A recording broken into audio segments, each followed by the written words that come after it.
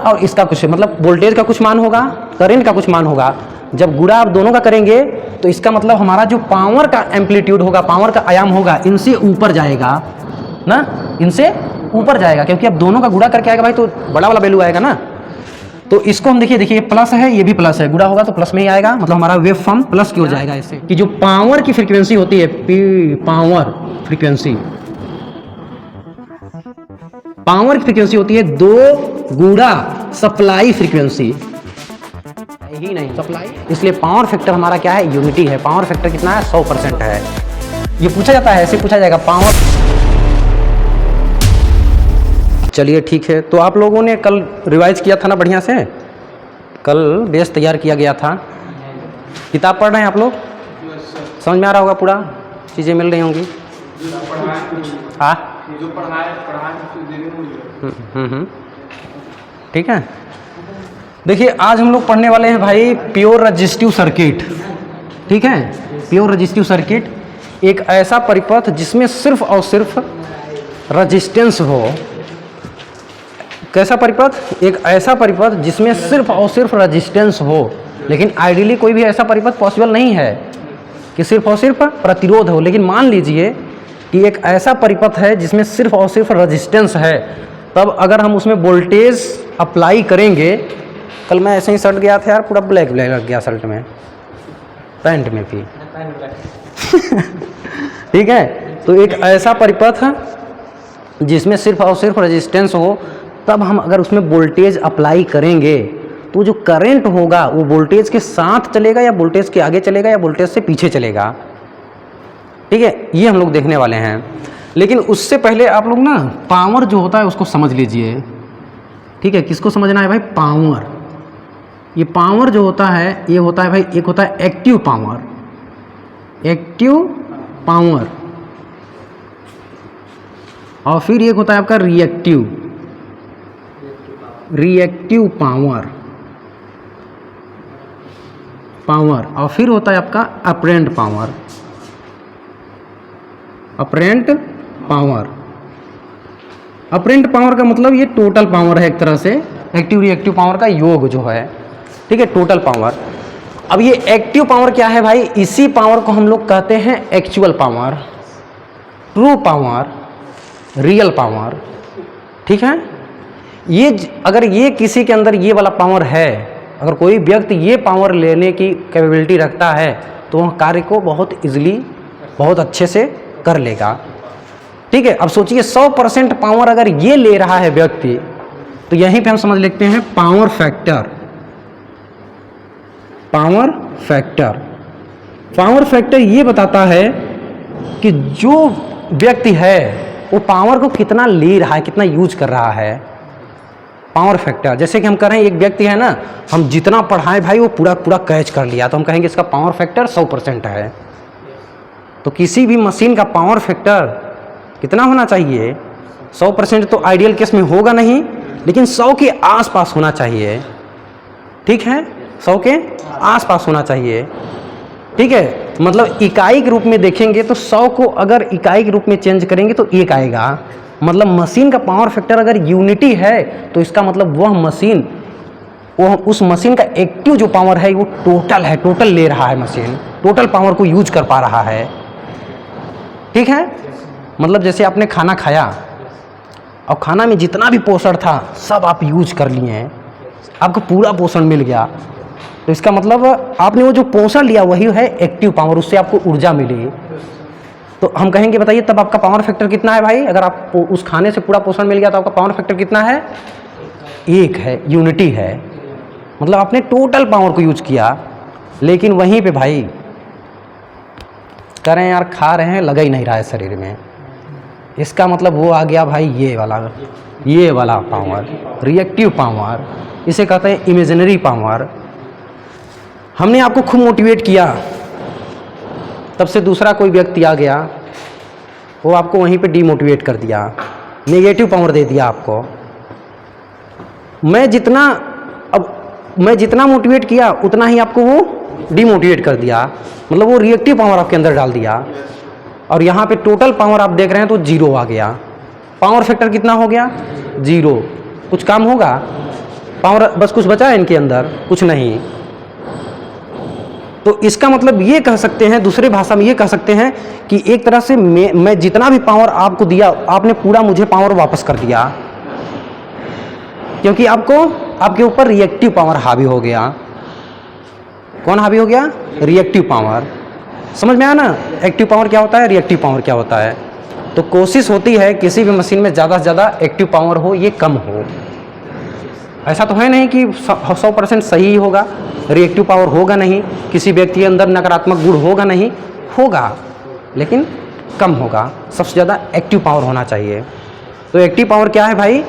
अब जैसे कि ये बल्ब है, बल्ब अगर पावर ली और वो जलने लगा, वो जो जल रहा है, जो प्रकाश दे रहा है, वो कौन सा पावर यूज कर रहा है? Active power.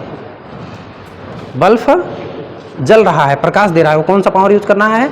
Active power.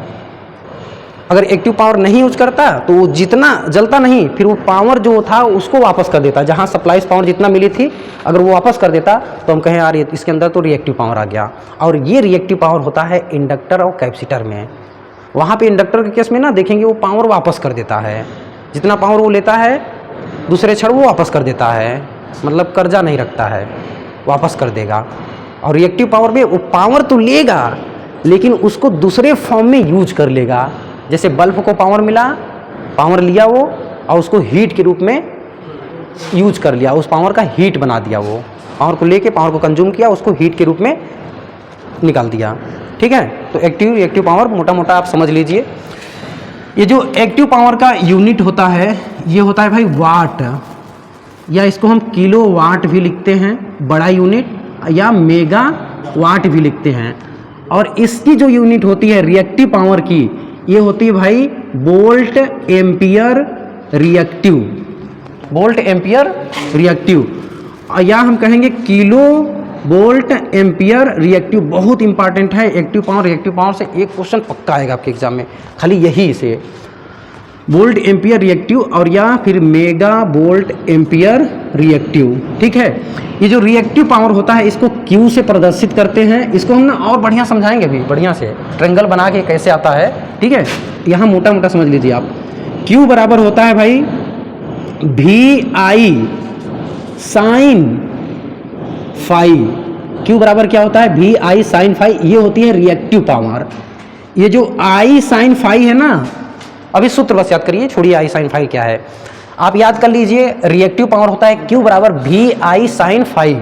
ठीक है, रिएक्टिव पावर बराबर सूत्र क्या होता है? Q बराबर VI साइन फाई। और जो V और I है ये RMS वैल्यू है। कौन सी वैल्यू है? RMS। V RMS बराबर होता है V max upon root 2। I RMS बराबर I मैक्स अपान रूट 2। ये याद कर लीजिए, जितना भी पढ़ाया गया है सब एकदम मुंह पे याद होना चाहिए भाई। और यहीं पे जो आपका एक्टिव पावर होता है वो होता है भाई P बराबर, एक्टिव पावर को P से, जैसे आप पढ़ते आ रहे हैं P से हम पढ़ते हैं ना। अभी जो पावर आपने पढ़ा होगा ना वो DC में पढ़ा होगा, तो P बराबर VI पढ़ा होगा। P बराबर W/T से P बराबर VI आया था।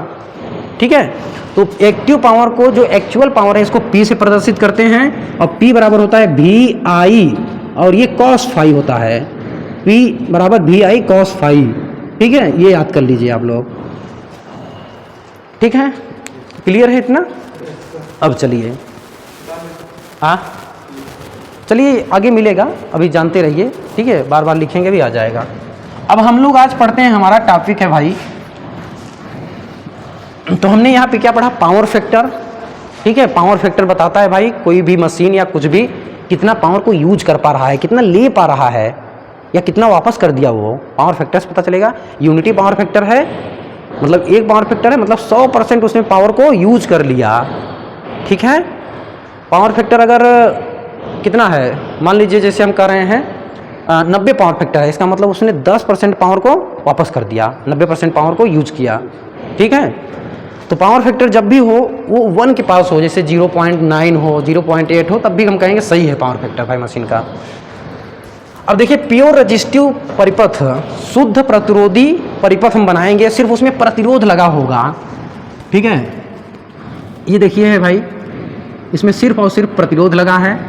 और फिर हम इसमें जब वोल्टेज AC वोल्टेज देंगे, इसमें हम कौन सा, ये AC का साइन है, जब हम इसमें एसी वोल्टेज देंगे मतलब V बराबर होगा AC voltage V max sine omega T, ये सब एकदम याद होना चाहिए। तो इसमें से जो करंट फ्लो होगी, इस वोल्टेज से जो करंट फ्लो होगी भाई, इस करंट का समीकरण क्या होगा हमें पता चलेगा। उस समीकरण से ही हमें पता चलेगा कि ये वोल्टेज का साथ देने वाला है या वोल्टेज से पीछे चलने वाला है या वोल्टेज से आगे चलने वाला है। ठीक है, तो देखिए ये है आपका रेजिस्टेंस R। ठीक है, ये रेजिस्टेंस R है। अब देखिए यहाँ पे हम जानते हैं, आप यहाँ पे लिख देंगे क्या, प्योर रेजिस्टिव सर्किट में, जिसमें भाई आप लिख लीजिए, साथ में ही लिखते रहिए ना, हम फिर समझा देंगे। जिसमें जिस परिपथ में लिखिए, जिस परिपथ में एक्सएल और एक्ससी का मान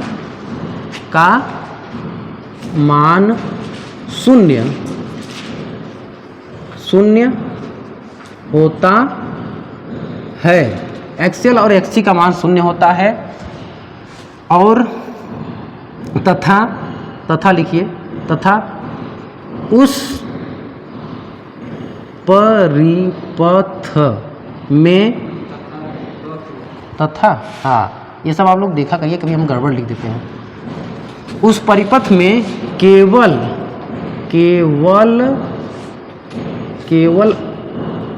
प्रतिरोध उपस्थित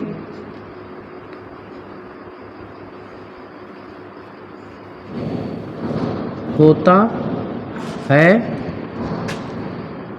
तो उस परिपथ को शुद्ध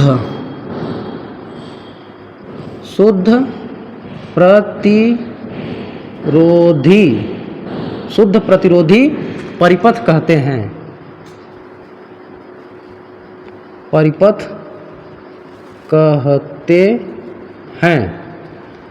मतलब इस परिपथ में ना तो इंडक्टर हो ना तो कैपेसिटर लगा हो। देखिए यहाँ ये समझ लीजिए, ये क्या है भाई, एक्सएल तथा एक्ससी क्या है ना, यहाँ पे हम चलिए लिख दे रहे हैं, जहाँ एक्सएल इसे हम कहते हैं एक्सएल, एल मतलब होता है इंडक्टेंस, एल मतलब इंडक्टेंस। अगर किसी भी परिपथ में इंडक्टर लगा हुआ है तो उस परिपथ में जो करंट का विरोध करेगा हम उसे कहते हैं एक्सएल।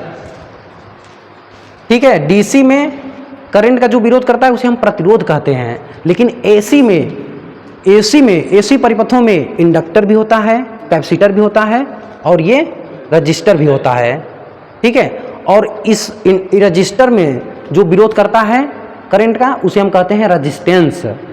इंडक्टर में जो करंट का विरोध करता है हम उसे कहते हैं इंडक्टिव रिएक्टेंस। क्या कहते हैं भाई,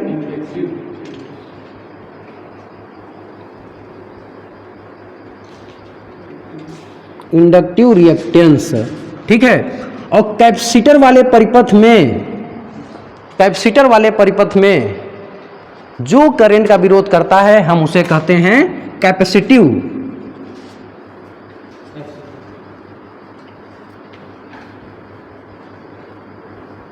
रिएक्टेंस। क्योंकि ये धारा का ही विरोध कर रहा है इसलिए इसका यूनिट जो होगा वो ओम ही होगा। क्या होगा भाई, ओम होगा। प्रतिरोध का यूनिट होता है ओम, इसका भी काम है धारा का विरोध करना, तो इसका भी यूनिट क्या होगा, ओम होगा। ठीक है, इतना क्लियर है ना। ये है इंडक्टिव रिएक्टेंस और ये है कैपेसिटिव रिएक्टेंस। और शुद्ध प्रतिरोध में ना तो इंडक्टर होता है ना तो कैपेसिटर होता है, इसलिए इन दोनों का मान क्या होता है, 0 होता है मान शुद्ध प्रेरकीय प्रतिरोध में। ठीक है, सॉरी, शुद्ध प्रतिरोधी परिपथ में न तो इंडक्टर कहीं लगा है, कैपेसिटर भी नहीं लगा है, तो इसलिए इसमें एक्सएल और एक्ससी का मान क्या होगा, 0 होगा। ठीक है, चलिए देखिए यहाँ पे हम देख रहे हैं जो हमारा भाई वोल्टेज है V बराबर देखिए है भी मैक्स, अब हम करंट निकालते हैं, भी मैक्स साइन ओमेगा टी, ठीक है, भी मैक्स साइन ओमेगा टी। अब दोनों पक्षों में हम दे रहे हैं इस प्रतिरोध का भाग, ठीक है, इस प्रतिरोध का भाग हम दे रहे हैं दोनों पक्षों में, ठीक है। तो यहाँ पे देखिए, या तो आप ऐसे सिंपल लिख सकते हैं, देखिए इंस्टेंटेनियस करंट, इस करंट का मान जो होगा वो होगा भाई I बराबर भी अपान में प्रतिरोध। I बराबर क्या होगा, इस यहाँ पे जो होगा करंट, जो करंट जाएगी I बराबर भी अपान में R, ठीक है, ये ओम के नियम से हमने पढ़ा है ना। तो देखिए यहाँ पे I का मान आप निकाल सकते हैं सिंपली, भी का मान क्या है, यहाँ से ले लीजिए, भी का मान यहाँ से, भी का मान क्या है भाई, भी मैक्स अपान में R, ठीक है, ये हो गया साइन ओमेगा टी। देखिए भी मैक्स बटे में प्रतिरोध, मतलब पीक वोल्टेज बटे में रेजिस्टेंस बराबर होगा करंट, लेकिन कौन सा करंट भाई, जोन सा वोल्टेज होगा, पीक वोल्टेज है तो यहाँ पे पीक करंट आएगा। हमने पढ़ा था ना ओम का नियम, V बराबर डीसी में आई आर, तो I बराबर हम कैसे निकालते थे, जब V में रेजिस्टेंस का भाग देते थे, ठीक है, तो वो आता है I। ये सब रिवीजन करेंगे नहीं तो फिर दिक्कत होगा भाई आगे चल के, एकदम बढ़िया से रिवाइज करते रहिए प्रॉपर तरीके से, तभी ये सब चीज़ें बढ़िया समझ में आएंगी। अब देखिए मैक्सिमम वोल्टेज, पीक वोल्टेज बटे में रेजिस्टेंस है, तो कौन सा I आएगा भाई, पीक वाली करंट आएगी I मैक्स, और ये हो जाएगा साइन ओमेगा टी।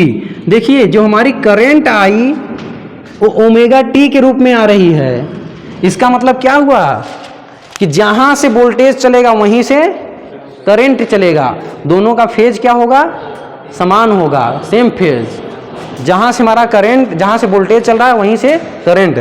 देखिए इसमें आपको याद क्या करना है, दोनों देखिए दोनों का तस्वीर एक ही है ना, मतलब करंट वैसा ही है, वोल्टेज वैसा है, तो मतलब जहां से करंट स्टार्ट होगा, ओमेगा टी है जीरो से स्टार्ट होगा, ओमेगा टी है जीरो से ही स्टार्ट होगा, phase difference zero, phase difference zero, ठीक है, फेज एंगल का मान क्या हो गया, फाई बराबर जीरो।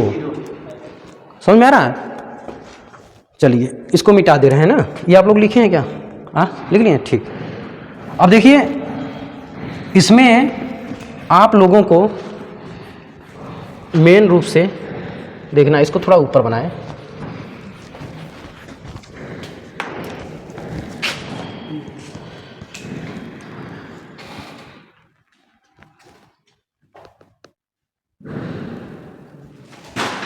ये V बराबर है V max sine omega T,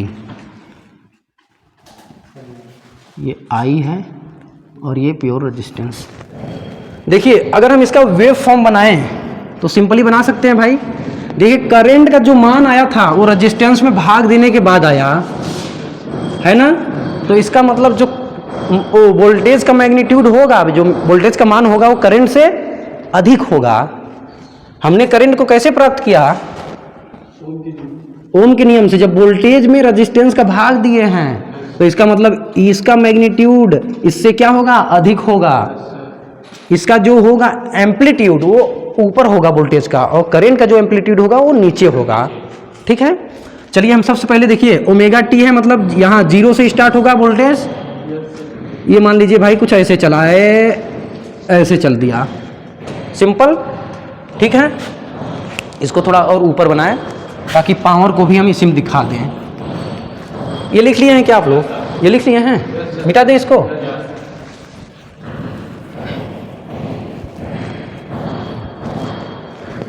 देखिए चित्र भी बना लिए होंगे, चलिए चित्र हम यहाँ बना दे रहे हैं। ये रेजिस्टेंस है, ध्यान दीजिएगा,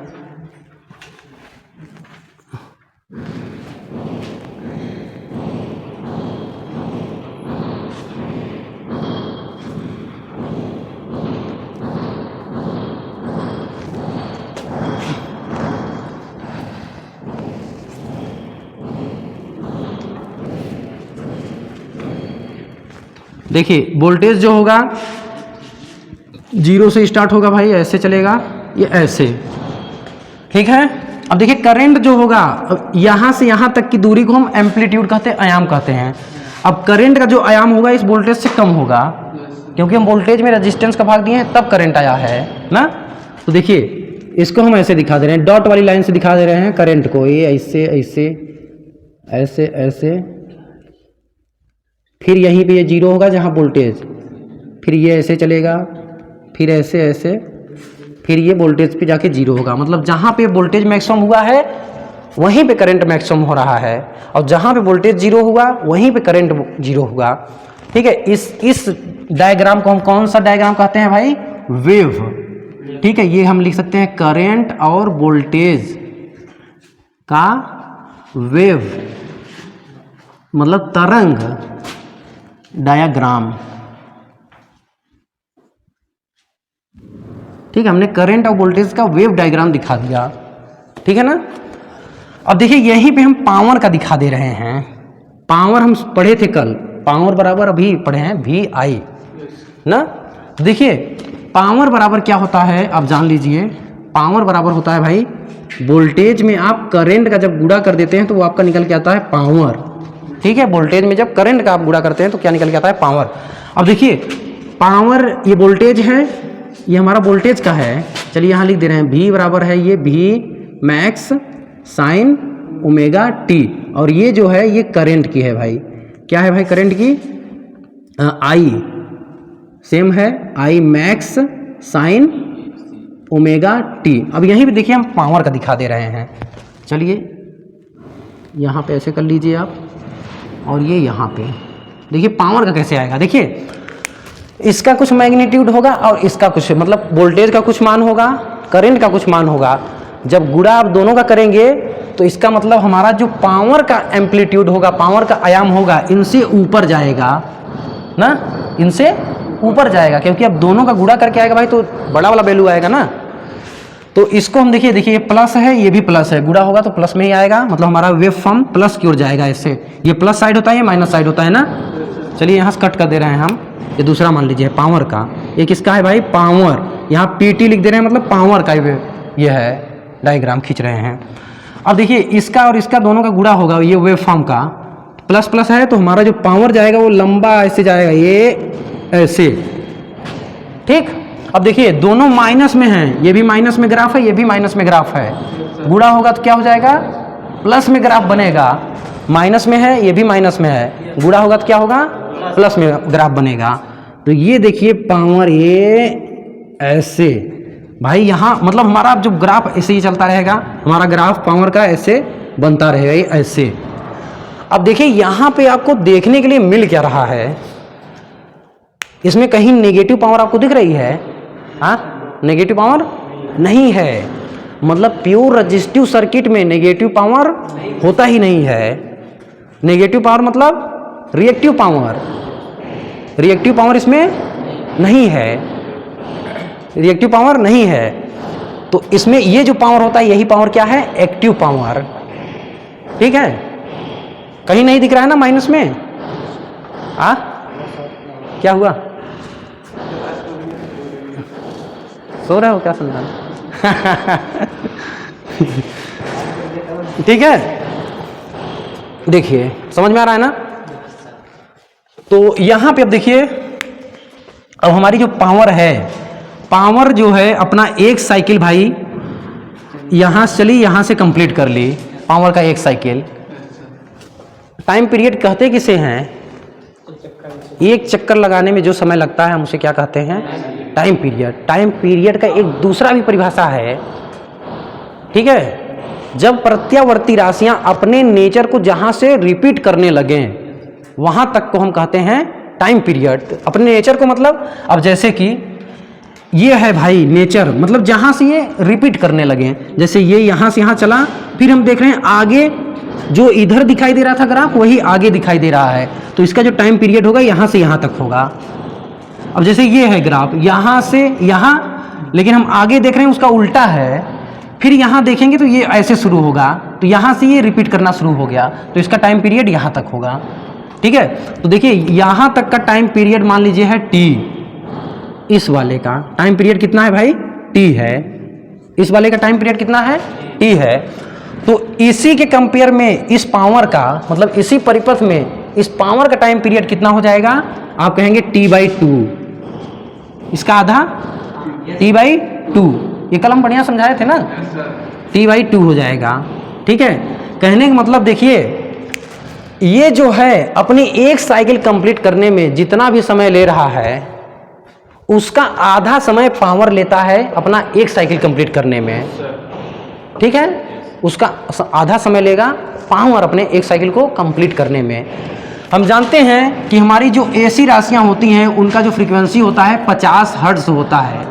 50 हर्ट्ज का मतलब ये होता है कि ये एक सेकेंड में 50 साइकिल कंप्लीट करती है। एक सेकेंड में 50 साइकिल कंप्लीट करती है। एक सेकेंड में हमारी जो एसी क्वांटिटीज हैं, वोल्टेज और करंट, एक सेकेंड में कितना साइकिल, 50 साइकिल।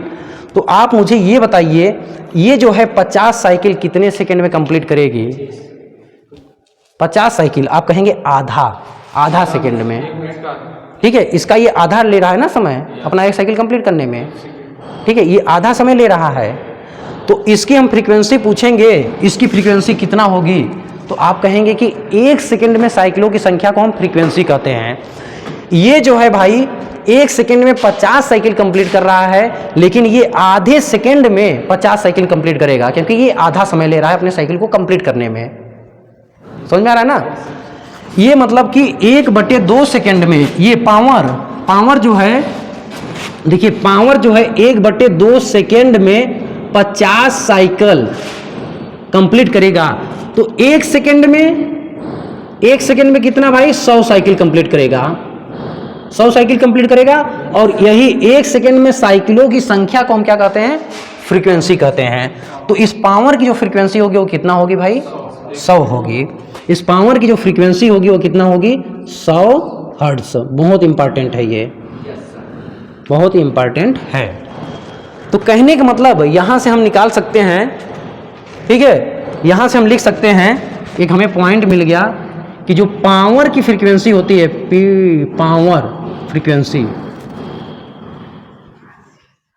पावर की फ्रीक्वेंसी होती है 2 गुणा सप्लाई फ्रीक्वेंसी।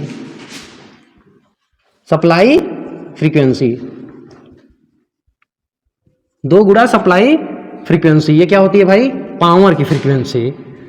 2 गुणा सप्लाई फ्रीक्वेंसी का मतलब, हम सप्लाई फ्रीक्वेंसी जानते हैं ना, सप्लाई मतलब इस वोल्टेज जो सप्लाई दिए हैं 50 हर्ट्ज होती है, 50 का गुणा कर देंगे 2 में 100 हर्ट्ज हो जाएगा, वो आएगा पावर की फ्रीक्वेंसी। सही है, इतना समझ में आया? चलिए इसको नोट करिए आप लोग, फिर हम बनाते हैं, क्या बनाएंगे अभी, ये कौन सा है, वेव डायग्राम, उसके बाद फेजर डायग्राम। नोट करिए जल्दी से। चलिए भाई, बहुत सही, चलिए ठीक है ना। अब देखिए आगे, ये बना लिए हैं आप लोग, ठीक।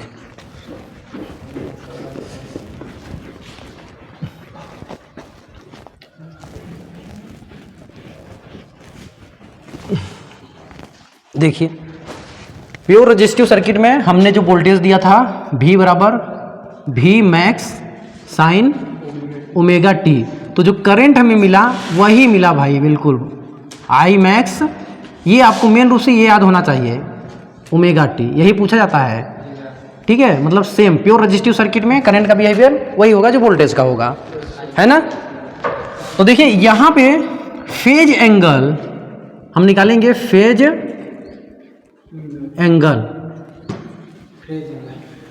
एंगल को हम फाई से प्रदर्शित करते हैं। ठीक है, फेज एंगल कितना होगा भाई, देख रहे हैं वही इसका है वही इसका है, मतलब फेज एंगल होगा 0। समझ में आ रहा है ना, फेज एंगल क्या होगा, 0। ठीक है, मतलब करंट और वोल्टेज के बीच का एंगल जो होता है वही हम फेज एंगल कहते हैं। मतलब किन्हीं 2 क्वांटिटी, प्रत्यावर्ती राशियों की 2 क्वांटिटी के बीच का जो एंगल होता है उसे हम कहते हैं फेज एंगल। ठीक है, अब देखिए, अब हम पढ़े थे दूसरा पावर फैक्टर, तो फेज एंगल कितना होगा, 0 होगा, क्योंकि ओमेगा टी घटाएंगे तो कितना आ जाएगा, 0। अब हम पढ़ेंगे भाई पावर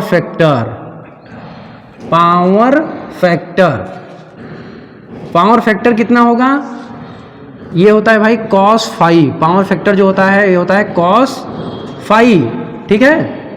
अब cos फाई मतलब cos 0 डिग्री, ठीक है, कितना, अरे 0 होगा ना, फाई का मान 0 है, हाँ 0, ठीक है। तो cos 0 अंश का मान कितना होता है भाई, कितना 1, sin 0 अंश का मान 0, cos 0 अंश का 1। तो पावर फैक्टर कितना आया भाई, यूनिटी, इसे हम क्या कहते हैं, यूनिटी। यूनिटी पावर फैक्टर क्यों आया, क्योंकि यहाँ पे कोई भी नेगेटिव पावर नहीं था, पूरा का पूरा पावर प्योर रेजिस्टिव सर्किट में यूज हो जाता है, कंज्यूम हो जाता है, फिर वो हीट के रूप में निकाल दिया जाता है, ठीक है। तो यहाँ कोई भी नेगेटिव मतलब रिएक्टिव पावर है ही नहीं, इसलिए पावर फैक्टर हमारा क्या है, यूनिटी है। पावर फैक्टर कितना है, 100% है। ये पूछा जाता है, ऐसे पूछा जाएगा, power factor pure resistive circuit में कितना होता है, यूनिटी या 1 को मतलब यूनिटी कहते हैं, ठीक है, यूनिटी पावर फैक्टर। ऐसे लिख लेंगे ना, या तो ऐसे लिखवाना पड़ेगा, प्योर रेजिस्टिव सर्किट में पावर फैक्टर यूनिटी होता है। यहाँ पे देखिए ऐसे पावर फैक्टर 1, ठीक है। अब देखिए पावर फैक्टर हो गया, अब हम यहाँ पे लिखते हैं एक्टिव पावर। कौन सा पावर भाई, एक्टिव पावर। अब देखिए कुल निकाल के दिखा दे रहे हैं आपको। एक्टिव पावर को हम किससे प्रदर्शित करते हैं भाई, भी, ये RMS होता है, RMS, और ये IRMS, और ये cos फाई, अभी हमने पढ़ा यही, एक्टिव पावर बराबर cos फाई।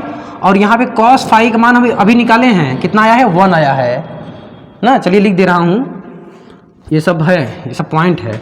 तो ये VRMS, IRMS, और ये हो जाएगा cos 0, ठीक है। तो देखिए क्या हो जाएगा, cos 0 उसका मान 1, तो ये आ जाएगा भाई VRMS, IRMS।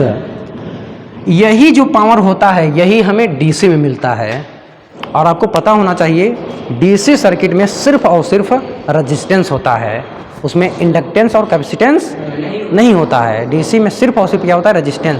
अभी हम लोग जब DC सर्किट पढ़ रहे थे तो वहाँ आप देख रहे हैं कि सिर्फ प्रतिरोध हम जोड़ घटा रहे थे, वहाँ पे कुछ भी नहीं था, सिर्फ क्या था, प्रतिरोध है, ठीक है। तो इसमें हम AC में पढ़ रहे हैं, सिर्फ इसमें प्रतिरोध लगा है, तो इसका भी बिहेवियर DC ही जैसा होगा।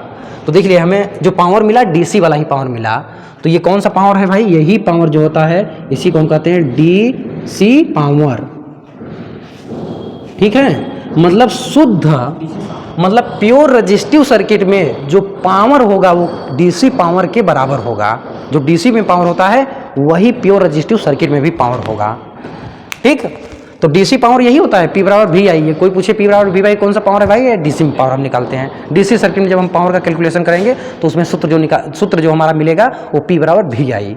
और AC में जो पावर होता है वो एक्टिव पावर जो होता है वो P बराबर होता है V आई cos फाई, AC के लिए एक्टिव पावर ना। और DC के लिए एक्टिव पावर क्या होता है, P बराबर V इंटू आई। लेकिन अगर AC में शुद्ध सिर्फ प्रतिरोध है तो उसमें जो पावर होगा वो DC वाले पावर के बराबर होगा, ठीक है। अब देखिए यहाँ पे एक्टिव पावर आपको क्या मिला भाई, ये मिला आपको ना। अब देखिए कहने का मतलब जो एक्टिव पावर है, यहाँ पे एक्टिव पावर अपरेंट पावर के क्या होगा, एक्टिव पावर जो है अपरेंट पावर के बराबर होगा, क्योंकि हम जितना पावर दिए थे, टोटल पावर अपरेंट पावर होता है, जितना हमने पावर दिया पूरा का पूरा उसने पावर को यूज कर लिया। जितना पावर दिए, जो पावर आप दे रहे हैं टोटल पावर, वो होता है अपरेंट पावर। हमने जितना दिया प्योर रेजिस्टिव सर्किट में पूरा पावर यूज कर लिया, क्योंकि इसका पावर फैक्टर यूनिटी आया है तो पूरा पावर इन्होंने यूज कर लिया। तो एक्टिव जो पावर होता है वो अपरेंट पावर के बराबर होता है, किसमें, प्योर रेजिस्टिव सर्किट में। और देखिए यहाँ पे रिएक्टिव पावर,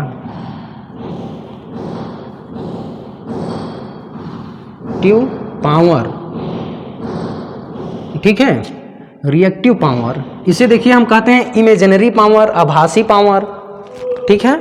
ये होता है भाई भी, ये RMS में ही होता है, I sin फाई। अब देखिए यहाँ पे VI sin फाई का मान यहाँ पे 0 है, तो sin 0 का मान 0 होता है। तो ये देखिए रिएक्टिव पावर कितना हो जाएगा, 0 हो जाएगा। रिएक्टिव पावर कितना हो जाएगा भाई, 0 हो जाएगा। इसमें कोई भी रिएक्टिव पावर नहीं होता है प्योर रेजिस्टिव सर्किट में। ठीक है, नोट करिए इतना। टाइम कितना हुआ? अच्छा, हम इसका वेव डायग्राम नहीं दिखाए हैं अभी। अरे वो फेजर डायग्राम, वेव तो दिखा दिए ना।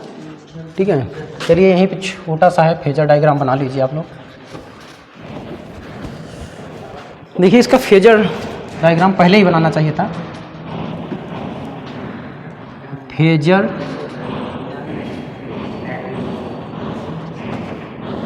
ग्राम, देखिए इसको हम वेक्टर के रूप में दिखाते हैं भाई। देखिए ये हमारा हो गया वोल्टेज, ठीक है, ये क्या हमने दिखा दिया, वोल्टेज। ठीक, ये हमने भाई दिखा दिया वोल्टेज। अब हम करंट को यहीं कहीं छोटा रूप में दिखा देंगे, क्योंकि वोल्टेज और करंट सेम फेज में है। जहाँ से वोल्टेज स्टार्ट होगा वहीं से करंट स्टार्ट होगा। तो ये हमारा हो गया भाई करंट। बस यही आपका है फेजर डायग्राम। ठीक है, इससे हमें देख के पता चल रहा है कि वोल्टेज और करंट के बीच का जो फेज डिफरेंस है वो कितना है, 0 है। फेज डिफरेंस कितना है, 0 है। मतलब इससे देखिए, अब देख के एकदम स्पष्ट रूप से पता चल रहा है कि यहाँ पे जो कोण है वोल्टेज और करंट के बीच में कितना है, 0 है भाई। पता चल रहा है कि नहीं? हाँ, तो फेज डिफरेंस 0 है क्योंकि वोल्टेज वहीं से स्टार्ट हो रहा है जहाँ से करंट स्टार्ट हो रहा है। समझ में आ गया? तो फेजर डायग्राम इसका बस ऐसे सिंपल रहेगा। ठीक, आज इतना ही रखें।